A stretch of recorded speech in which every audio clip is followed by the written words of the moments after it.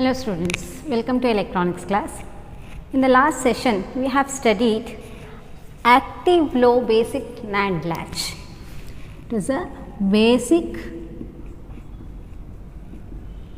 NAND latch with the active low inputs S bar and R bar. Before this we have studied NOR latch, basic NOR latch. So hope you people understood this operation of these latches.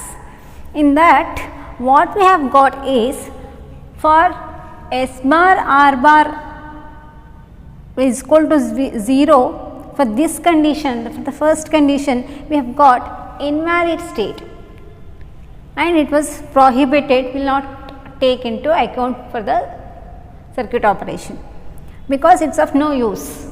It is of no use. For 0, for S bar 0, R bar 1, it is going to set. For S bar 1, R bar 0, it is going to reset. And for 1 and 1, both the inputs S bar and R bar were 1, that case has been taken as hold state, that means memory state. So that it will be in the previous state itself, it will retain its previous state itself. Here we will change the circuit a bit. What I will do is, I will include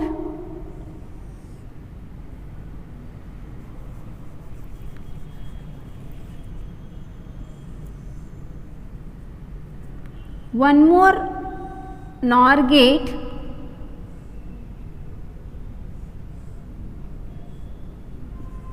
with S and R inputs.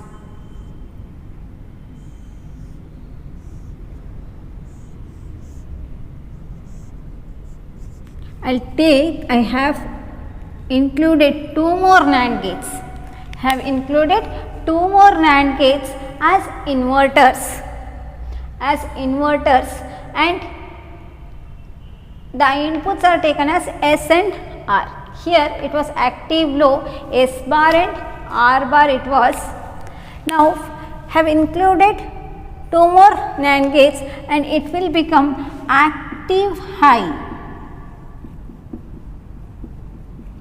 NAND latch. Active high NAND latch. In this I will name the gates as G1, G2, G3 and G4. So we will just check all these 4 input conditions, what will be the state of this latch. Okay. When S is equal to 0, first case, when S is equal to R is equal to 0 I will take. Okay. Assuming the previous state of Q is 0 and Q bar is 1. Previously, before considering S is equal to R is equal to 0, the previous state was Q is equal to Q 0 and Q bar is equal to 1. That means this latch is at 0 state. When S is equal to 0, R is equal to 0, what happens here? Both are 1 1. S bar will become, output of gate 1 become 1 and output of gate 2 will become 1. Now previous states of Q is 0 which is fed back to the input of the gate 4.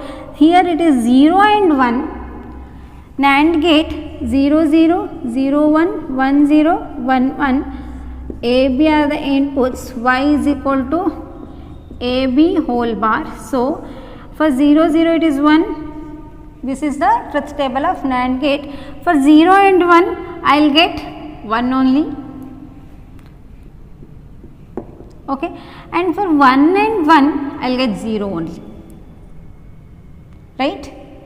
It is retaining 0 and 1 only. If you want to check, we will check otherwise. I will consider this as 0, this as 1. In the last case I considered Q as 0, here I am considering Q as 1 and Q bar as 0. When S is equal to R is equal to 0, S bar and R bar, that is the outputs of gate 1 and gate 2 becomes 1 and 1. So, here it is Q is 1, 1 and 1 will become 0 only, and this 0 and 1 will become 1 only. So, here in both the cases, when I consider Q as 0, it retained the state 0 only. When I consider Q as 1, it retained the same state. That means it is holding the previous state. So, for S is equal to 0, R is equal to 0, I will write separately here. Inputs S R, Q outputs are what? Q and Q bar. For S is equal to 0, R is equal to 0, what happened? Q was in its previous state and Q bar was also in its previous state. Okay. So, it is holding the previous state, it is a hold state. Sometimes the truth table of for gates and all we will call combinational logic circuits, we will call the performance, the analysis table as truth table. Here we actually call as characteristic table or state table. What will be the state of the latch we are going to? It's okay. In our textbook they have called as truth table. We will consider this also as truth table only. This is a truth table of active high NAND latch. So, when I consider S is equal to 0 and R is equal to 1, what happens?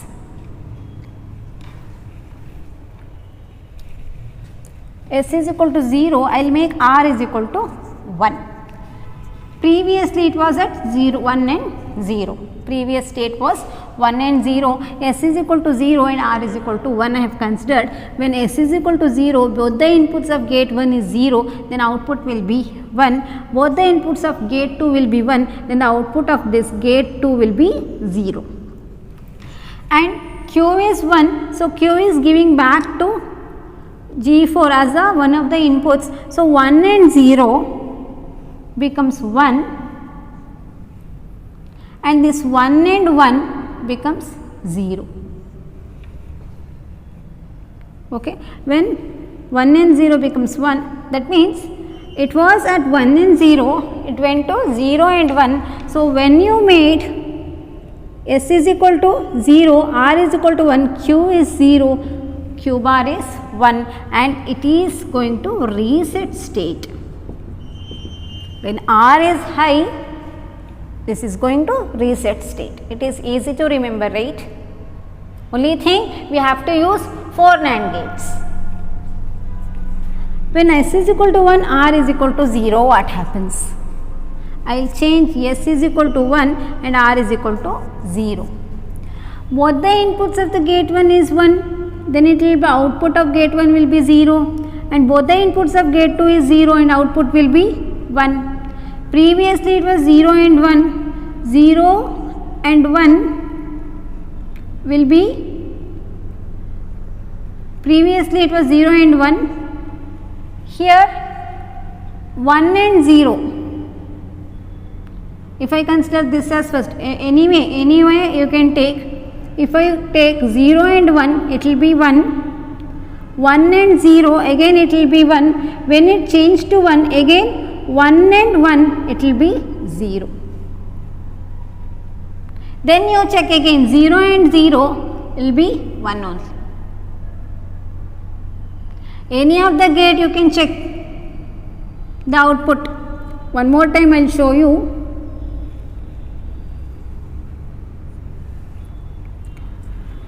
Both the inputs are 1, output will be 0. Both the inputs are 0, output will be 1 here. Previously it was 0 and 1. If I consider the gate 3 first, 1 and 0, output will be 1. 1 and 1, output will be 0. It will go to set state. Okay. It will go to set state only. If it is 0 and 1, I will consider this as first, this gate first. 0 and 1 output will be 1, 1 and 0 output will be 1 again 1 and 1. Once this gate's output is 1, that will affect this again, right? So 1 and 1 again it will be 0. So finally if you try again, it has become 0 now, again it will go to this gate, 0 and 0 will be 1 only, 1 and 1 will be 0 only, that will remain constant. So it is going to set state. We don't know which gate act first. The response time of the gate, it will be given by the manufacturer only. Whatever may be the, after the response time completed, this will come to set state only. Okay, and the last condition for 1 and 1, both are 1 1. When both the inputs of gate 1 and gate 2 are 1 1, output will go to 0 0. For 0 0 condition for NAND latch, it will go to invalid state, that we have already explained. For 0 and 1, it will go to 1, 1 and 0, it will go to 1 only. Both are trying to be 1. Okay, for 1 and 0 it is 1, for 1 and 0 again it is 1 only. But when you apply, when q is equal to 1, q bar is equal to 1, okay, we will leave q bar, we will forget this. As of now, we will forget about this q bar. I don't remember this, forget it. Madam is telling, forget this, forget this. Next, only I consider q. Only I will consider q. Okay, for 1 and 0,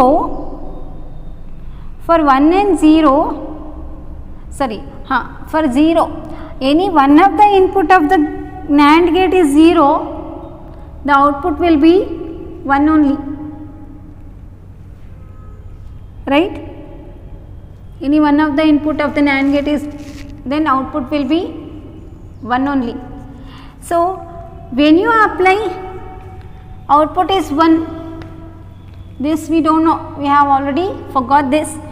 When I go to the hold state which I want, when you reset this, when S is equal to 0, R is equal to 0 I applied, what it should show, Q should remain at 1, right? Q should be at 1 only, because it is at 1. What happens, we will just check. When both the inputs of the gate 1 and gate 2 are 1, it will be 1. Okay, this Q 1 and 1 will go to 0, and 0 and 1 will go to 1 only. It is remained at 0. If it is 0,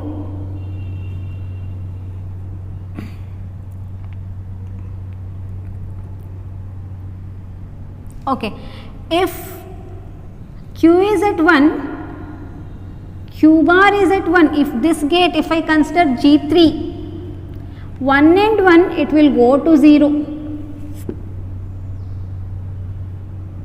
right? It is also at 1, it is also at 1, 1 and 1, it is at, if you consider gate 4 first, it will be at 1 only. If you consider gate 3 first, it will go to 0.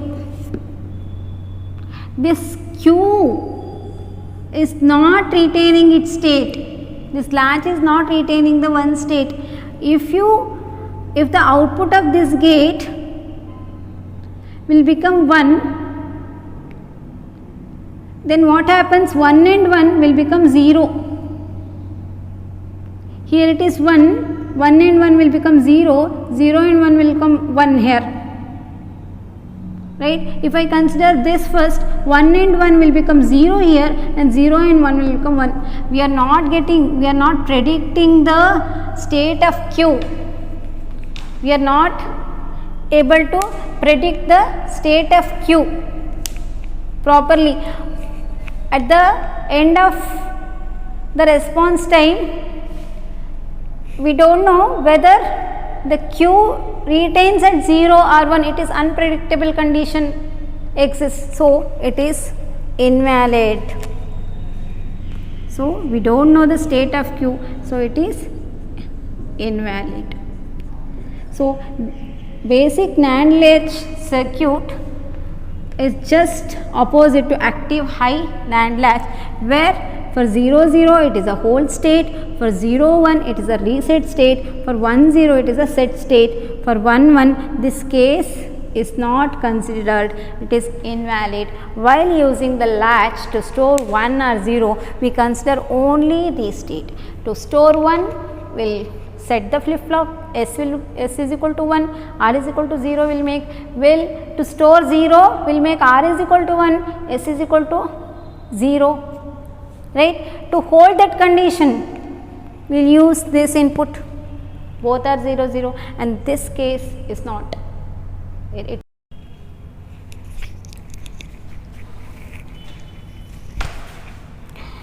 Okay students, the last circuit we have studied, that was unclocked SR flip flop. Sorry, some technical issues were there. So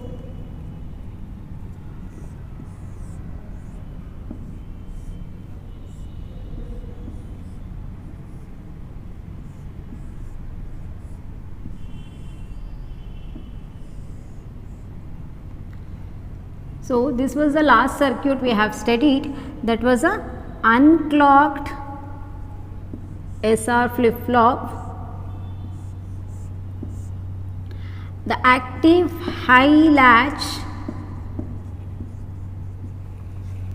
what we have studied, for S is equal to R is equal to 0 0, we have got Q is equal to Qn minus 1, Q bar is equal to Qn minus 1 bar, and for 0 and 1 Q is equal to 0 and Q bar is equal to 1, and for 1 and 0 Q is equal to 1 and Q bar is equal to 0. For 1 and 1 the case was invalid, and this was a reset state, it is a set state, sorry, it is a reset state.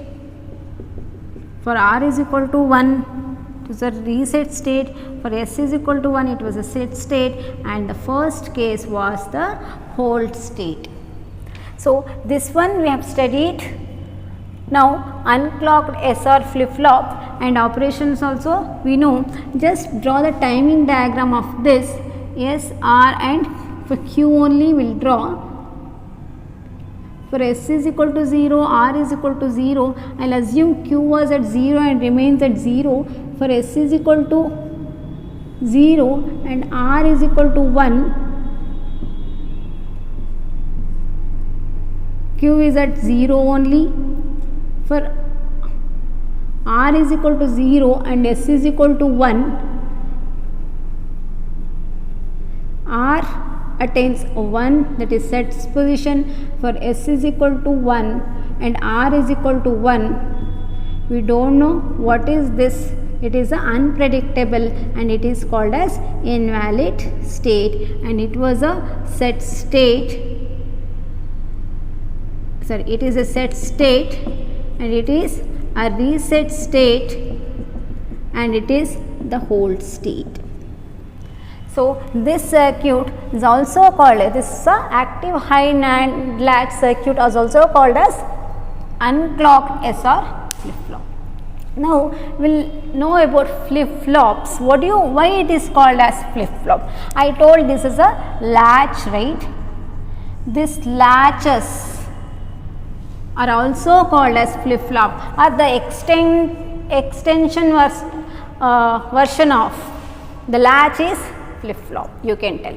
So how the latches differ from flip flop we will get to know after this class.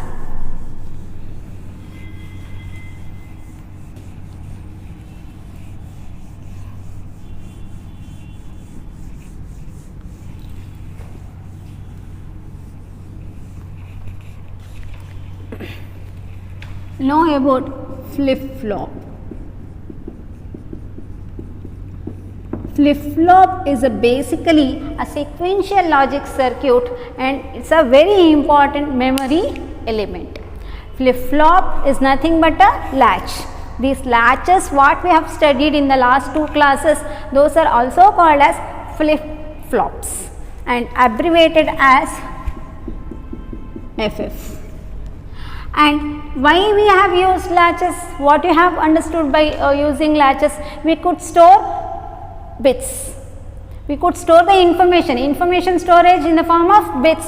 So, the basic storage of information, that is how to store 1, how to store 0, that we learnt using latches. The extensive versus of latch is called flip-flop you can call, and this flip-flop is a sequential logic circuit and a very important memory element in the digital circuitry. And these flip-flops by definition, it is a bistable multivibrator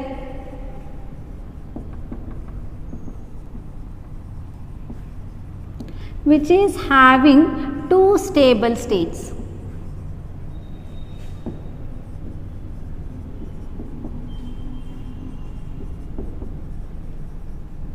Either 0 or 1 until or unless it will be having two stable state and retain in that state unless an external input is given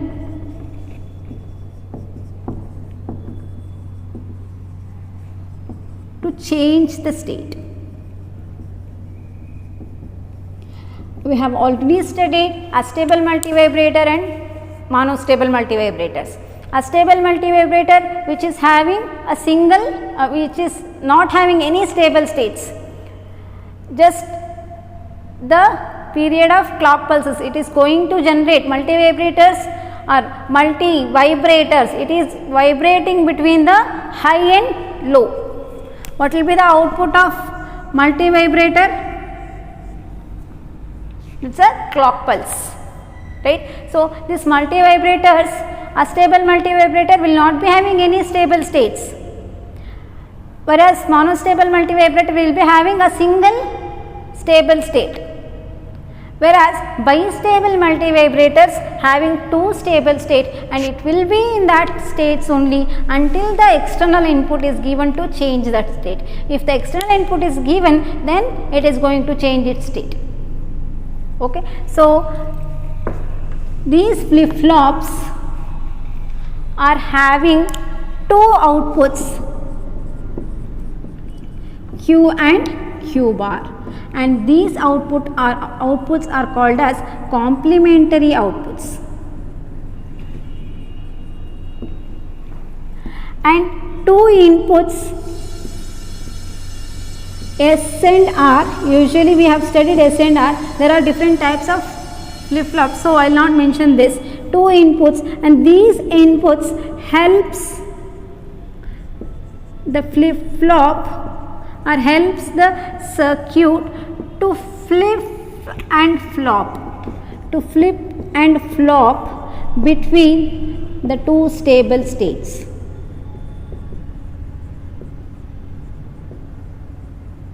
The inputs changes, whenever the input changes, this circuit will be changing its state depending on the input, that is flipping and flopping between the two states. So, it is called as flip-flop. And different types of flip-flops what we are going to study are SR flip-flop, the SR latch we have already studied, SR flip-flop, JK flip-flop, D flip-flop. First we will study D flip-flop and then we will go to JK flip-flop and master slave JK flip-flop and T flip-flop. So, these are the different kinds of flip-flops that we are going to study. Why these latches are called as flip-flops? So, there is a master, there is a CM whatever you call, clock signal or clock, the time which is going to synchronize. For the synchronization of the digital circuit we use clock. If there is a clock pulse, if the circuit, if the latches what we have studied, that is going to work according to this latch, or if the latch is going to monitor using this clock, then the latch will become flip-flop. The latch will be called as flip-flop when the clock signal is applied to the circuit. What is this clock? That we will study now. So, these flip-flops are also called as clocked latches. Flip-flops can also be called as clocked latches. Or unclocked flip-flops are also called as unclocked flip-flops are also called as latches. The last circuit we have studied, that was a active high NAND latch, and it is also called as unclocked SR flip-flop. When it is a clocked latch, then it is called as flip-flop. That means latch, what we have studied, basic NOR latch, basic NAND latch, that was basic NAND latch was active low NAND latch, active high NAND latch we studied, and those are also the same action is going to happen in the flip-flop, but with a clock signal. There in latches, whenever the clock signal was high, these flip-flops used to respond, but in flip-flops this clock signal is going to tell when the circuit is should be responding to the inputs, when it should change its state. Flip-flops, when these latches, when it is going to change its state, it was not monitored by any clock when it was a latch. When it has become flip-flop, there is a clock to monitor it. What is this clock? And this clock is nothing but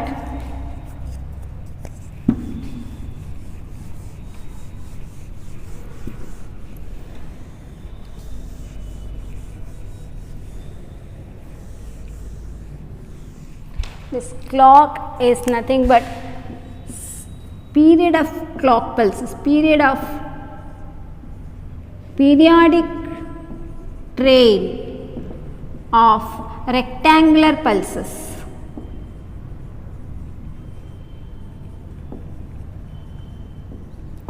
Periodic train of rectangular pulses is a clock, and in each and every digital circuit will be having this clock, and the basic characteristics of this clock should be the stable, the level state, and this is called as level state. This is called as rising edge of the clock, and this is called as falling edge of the clock, and this is the on time, and this is the off time, and together on time and off time is called time period. It's a square waveform or rectangular waveform you consider, and this signal is going to monitor our digital circuits for the synchronization purpose. It is used for the synchronizing the circuit. What do you mean by synchronization? See, for example, we have a bell. We have a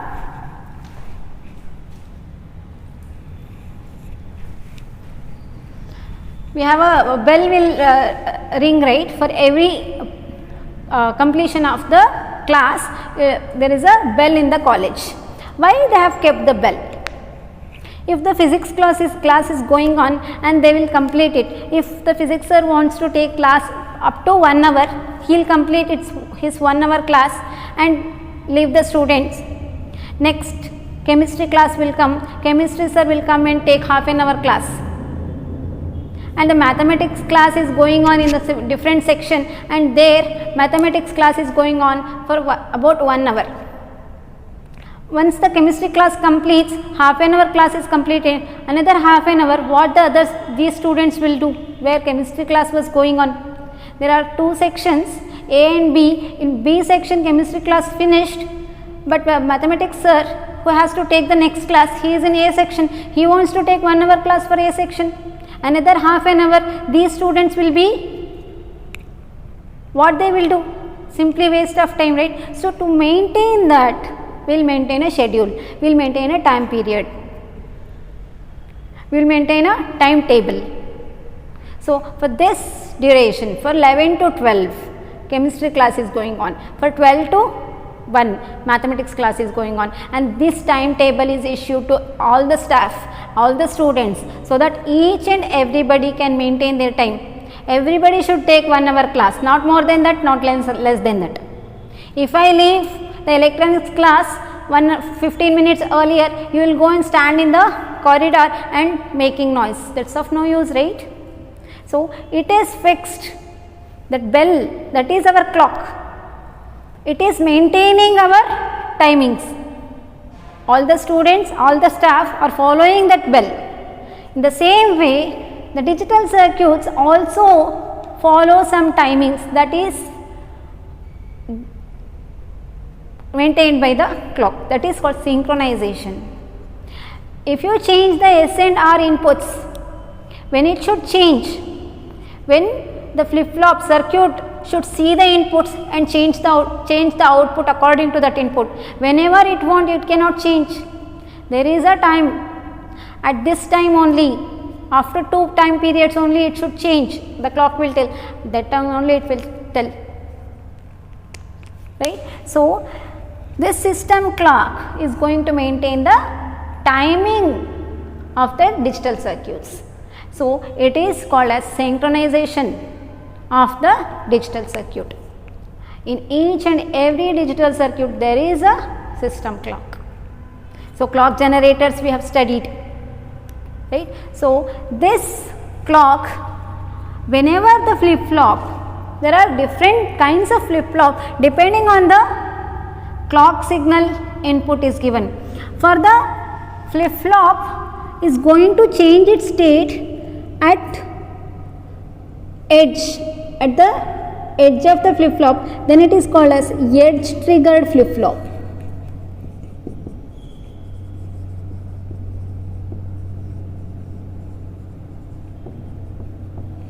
If the flip-flop is going to change its state at this high state of the clock pulse, then it is called level triggered flip-flop.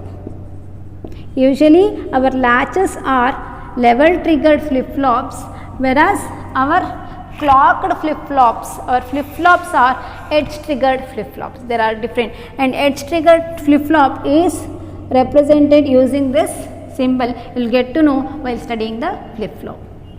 And also these clocks, this should be considered as a clock. Then why this digital circuit should follow this?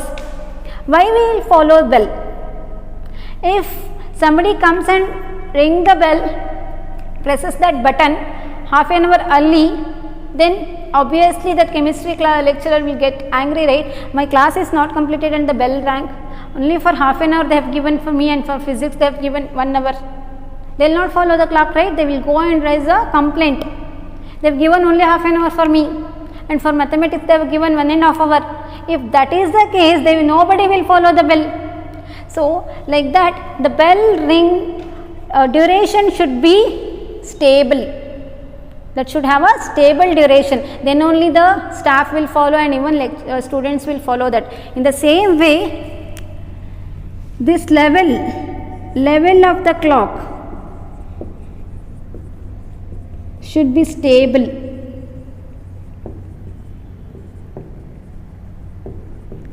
It is stable, and the frequency of the clock should be steady.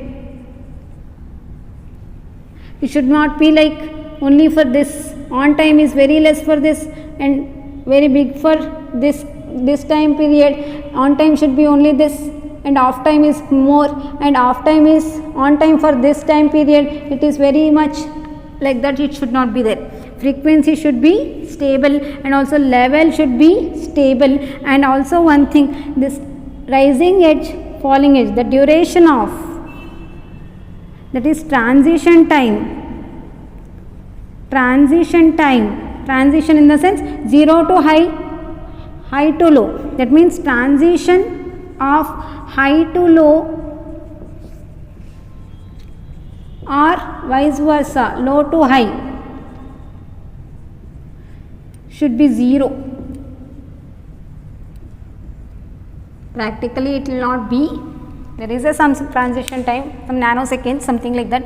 This transition period should be 0. So if the clock maintains all these characteristics, then only the digital circuits will follow this rules. Like human beings, even circuits will follow who is correct. Okay. So this is about flip-flop and clock pulses. In the next class, we are going to study clocked flip-flops. Any doubts regarding this, please text me. Okay, because it's a theory is going on. I am not giving you any assignments. So if I am not giving you any assignments, in the sense not watching the video is not good. Watch the video, understand the concepts. Okay, thank you.